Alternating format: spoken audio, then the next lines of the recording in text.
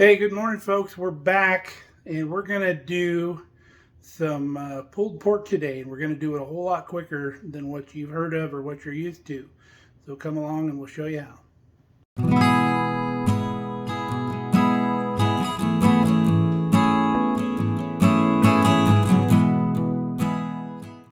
So pulled pork doesn't need to be like a 2-day process to where you go crazy and babysit the fire on your barbecue for 2 days.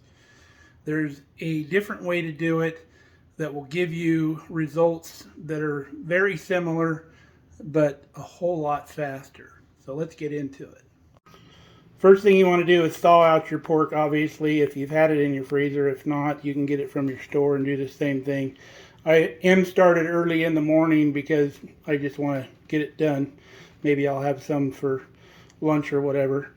So I always put it in a bowl when I season, so I'm not wasting a lot of seasoning. My seasoning is not cheap, so I don't like to go through it and just throw a bunch of it away. And you're going to want to put as much seasoning as you can get on this roast. Basically everything that'll stick to it. You don't want to skimp on your seasoning because this is a big chunk of meat. It's going to take a lot of seasoning to season this meat. Just like a prime rib, you can't hardly put enough seasoning on it. A lot of it's going to actually just kind of dissolve off of it when you're cooking with the fat and all the other stuff. So put all you can put, and by doing it in a bowl, you can roll the meat around and you're not wasting a lot of seasoning. So we're going to let this sit for a little while, probably 45 minutes to an hour, to let some of that seasoning soak in, and we'll be getting the barbecue and everything else ready to put this on. Alright, we got our Masterbuilt barbecue fired up. We've set the temperature at 300 and we let it come up to temperature. So now we've brought our roast out here. It's been setting for about an hour with the seasoning on it.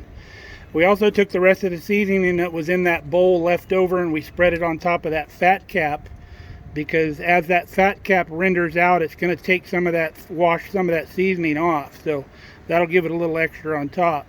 So we're going to close the grill up now. So I didn't worry about the temperature probe because we're not going to cook that until it's done internally. We're going to cook that roast till it's got a nice brown crust on the outside, which will happen a lot quicker because we're cooking at a higher temperature. Now, the rub that we used on there, which is my favorite rub that you've seen before on our channel, does not have sugar in it. If it does, it's very little. And you don't want to add sugar at this point because that sugar makes it brown and burn on the outside a lot quicker. And we don't want that. We just want this lovely smoke that's happening here. You can see the smoke coming out of the grill. That roast is going to pick up a lot of nice smoke right now in this early cook that we're doing. So we're going to get a nice brown on this roast where it looks super good. And then we're going to pull it off this grill and we'll show you what you're going to do next at that point. Alright, it's been an hour and a half. Let's see what we got. I think we're good. So we're going to pull this off. And we're going to put it in our Dutch oven over here. And I'm going to put it fat side down. Got that fat cap on the bottom. So we'll scrape this grill off while we're hot here.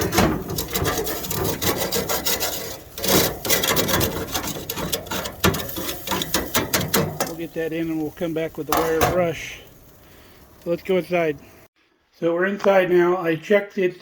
We're about 150 degrees internal Fahrenheit. So I put about a cup of water in the bottom. And there's still meat juices left in that meat because we didn't cook this meat to where it was dry. So we're going to put it in the oven at 300 degrees for 2 hours. So you might be asking yourself right now, or asking your TV, well, why didn't you just leave that in the barbecue? Well, the secret to good pulled pork or nice fall off the bone ribs or even brisket is covering it up for the last portion of the cooking.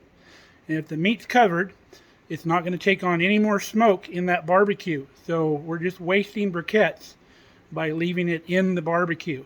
And my barbecue is designed to save briquettes, whatever you don't use on your cook. So that's why we put it in the oven. Make sure you have a nice tight fitting lid. If the lid doesn't fit tight, cover it with aluminum foil nice and tight. And then maybe put the lid on top of the aluminum foil to hold it down. But we got a nice tight lid on ours and we should be fine. Okay, it's been 2 hours and you know it's done when the bone pulls out just like that. We had the other bone come right out of there. But all this meat just falls right apart. So we're going to finish pulling this, and as we pull it, we want to make sure any of that fat cap on the other side that still exists, that we take that out. Any like gristle or any little nasty bits we find, we pull out of here. Because nobody wants to bite into pulled pork and get some kind of gross little greasy something or other. And then, see, there's some of that fat cap right there. A lot of people would just eat that. But. So there's quite a bit of juice in here. You can see all that juice because some more juice came out of the pork because we were cooking it. And we don't need all of that juice in there. So we're going to take some of that juice off and we'll finish pulling all of this pork. And then we'll put whatever juice we need back into it. We're also going to save the juice if we have another meal with this, say with some potatoes or something, we can make some gravy out of that juice. So we're not going to throw it away. Now once you get all that meat pulled off the bone, a good pro tip is to taste your meat at that point. If you didn't get enough seasoning on it before you cooked it, after you get it pulled and you want to spice it up just a little bit more, take a little more of that dry rub and just sprinkle it in there real lightly and mix it up until you get the flavor that you want. I put plenty, I tasted it, it tastes fantastic just the way it is. Would you take a look at that? You got the nice little pieces with the bark on them from the barbecue.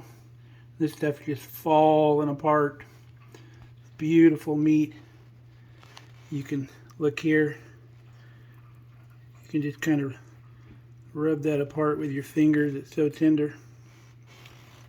Look at this nice broth we have in the pot if we want to make any gravy or like a French dip sandwich if we could find the right bread. Boy, look what a gorgeous day it is outside. So we got that pulled pork all ready for dinner tonight. It's going to be fantastic. You can do anything with that pulled pork. You can make tacos, enchiladas, sandwiches, whatever.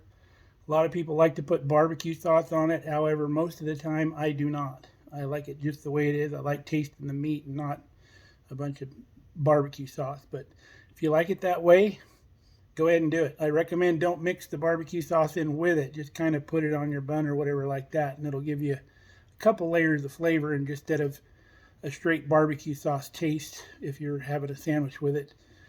Throw a little coleslaw on the sandwich with you. It'd be really nice as long as it's fresh and not watery. It's still nice and crunchy. But the sky's the limit. Take it where you want to go. Alright, there's your pulled pork in about 4 hours instead of 12 hours or more. Some people go 14 hours with these things. But you don't need to do that. You can get it done in 4 hours. The secret is covering it up, and that's what makes it tender. Now, I do the same thing with ribs. I cook my ribs until they look really nice, and then I'll cover them up in tin foil really tight.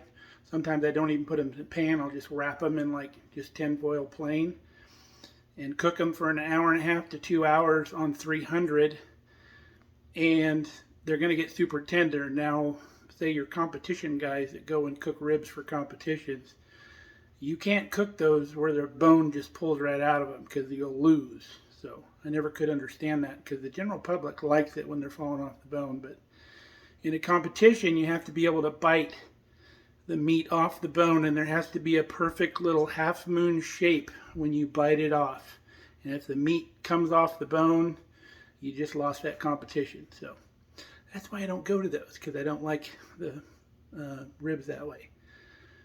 But give this a try. You'll like it. I even do this with chicken too. Cook it real nice on the barbecue. Put it in the oven for an hour or so, and maybe an hour and a half. And that meat is super tender and just falls right off the bone. You don't have to work at it at all. And you don't have to worry about people thinking the chicken's not cooked either. It's fully cooked all the way through. Most people are used to burnt barbecue chicken. I hate that. So, until next time, stay safe, stay healthy, give this a shot. We love you guys. We'll see you on the next video.